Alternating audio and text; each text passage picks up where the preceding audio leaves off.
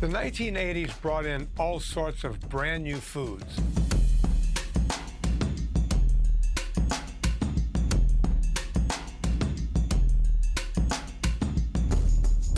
There's a Dannon body in everybody. Unlike some yogurts, it's low in fat. The whole thought pattern was, if you didn't eat fat, you couldn't get fat. Not having fat does not automatically make something a health food, and that's where we get into this debate about, is it just calories in, calories out? Does it not matter what we eat as long as we're burning enough calories to burn it off? And we still didn't know if eating a low-fat diet was a good thing. It was some of the smartest scientists and the president of the National Academy of Sciences in the late 1970s called this a huge experiment in which the American public were the subjects. The American has an infinite number of combination of choices with which he can constitute a healthy diet. Unfortunately, he also has an infinite number of combinations from which he can choose an unbalanced diet. Let's examine why there is so much confusion about good nutrition.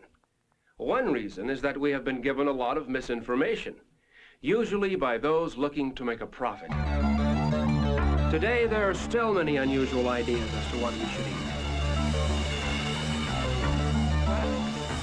eat. People tend to believe that just because it's in print or on television, it must be true. The 80s also brought in all sorts of new fitness trends.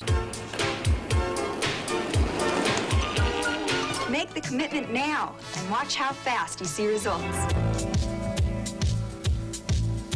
Are you ready to do the workout? We couldn't get enough of fitness in the 1980s, but although we were doing all of this, we weren't getting any thinner. Our sugar consumption increases in part with the introduction of high fructose corn syrup, and that's an unintended consequence of these government actions. It's arguably the case if they had done nothing, we wouldn't have had this epidemic. We might have had it anyway, but they probably, or almost assuredly, made it worse.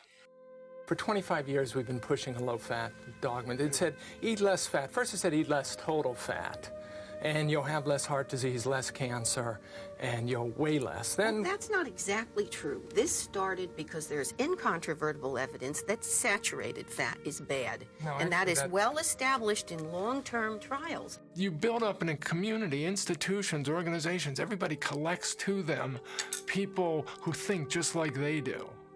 Like, we like each other, we respect each other because we think alike.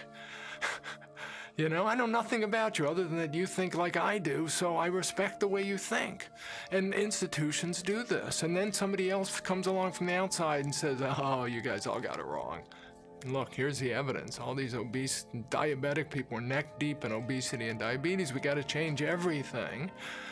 It's hard to accept. It's hard to back out of. There's no way to back out of it that doesn't destroy your credibility. In this country, we have freedom of choice to say what we want to say. We have freedom of choice to print what we want to print.